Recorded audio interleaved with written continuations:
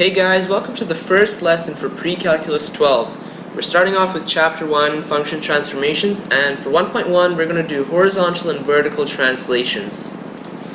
There are three main learning targets for this Chapter 1.1. We want to figure out the effect that H has on a graph, we want to figure out the effect that K has on a graph, and we want to be able to write equations by the end where a graph has either a vertical or a horizontal translation. So let's get started. Throughout Chapter 1 you're going to learn all these different letters, the meaning of all the different letters, but today we're just starting off with H and K. So if you start off with an original graph, doesn't matter what it is, what K tells you is that you're going to move the graph up or down. Depends on what the value is. So if you had a value of 3 plus 3, that means you have to move your graph up 3. Or if you had a value of -4, then you have to move your graph down 4. And what H tells you is that you have to, whether you move your graph left or right. But with H you have to be a little bit careful, because if you had x plus H, it means you have to move it left, and if you have x minus H, it means you move your graph to the right. So we'll get started with some practice questions. For A, we should be able to know how to draw y equals x squared. So I'll just draw that right now. And now we're going to see what effect x squared plus 2 has on this original graph. So to figure out what 2 is, first you have to know if it's a k value or if it's an h value. Usually when it's inside the bracket like C over here, that's the h value, and if it's outside the bracket, that's the k value. So since it's x squared plus 2, you know that the graph has to go 2 units up. And that's seen by the drawing right over there. And for C, it shows both the horizontal and a vertical translation.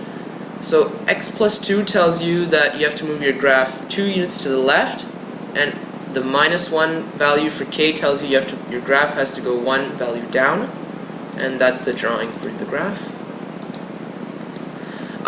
For question 2, we're given a starting graph here, and it's just saying you have this translation that's occurring and they want you to draw the new graph.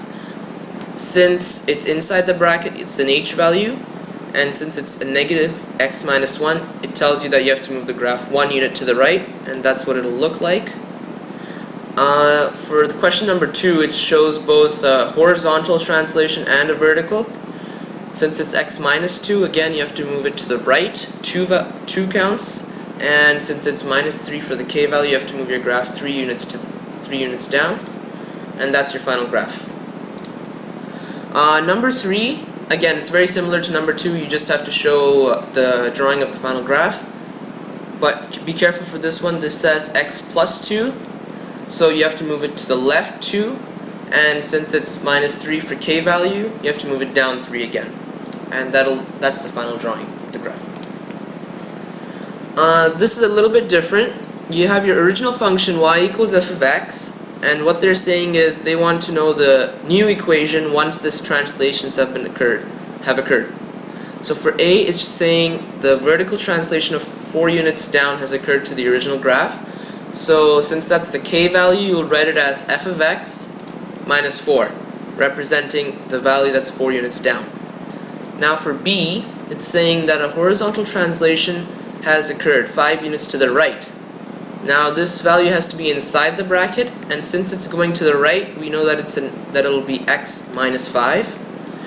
And for C, it says both a horizontal value and a vertical translation. So we know since it's to the left, it'll be f of x plus 3 inside the bracket, and since it's going 6 units up, it'll be plus 6. So that's your final equation over there. Mapping notation just tells, it's the same thing again, except you're given a specific point, for example 4 and -6, and they want you to show what the new point will be after the translation has occurred. So for this question, it's saying that from the original point 4, -6, a horizontal translation has occurred 3 units to the left. That means which value? It means that the x value is going to change. And since it's going to the left, that means it's reducing by 3, so it'll be 1 and -6. And for mapping notation, what you'll write it like this. What this tells you is that your x value has been reduced by 3, but your y value stays the same. For B, it's showing a vertical translation this time, 5 units down. That means your y value is going to change by 5. So your new value will be -3 and -10.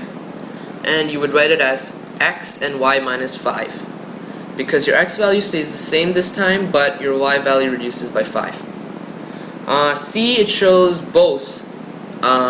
Sorry for showing the answer, but it shows both translations, 4 units to the right and 6 units up. Since it's going to the right, that means your x value is going to increase by 4.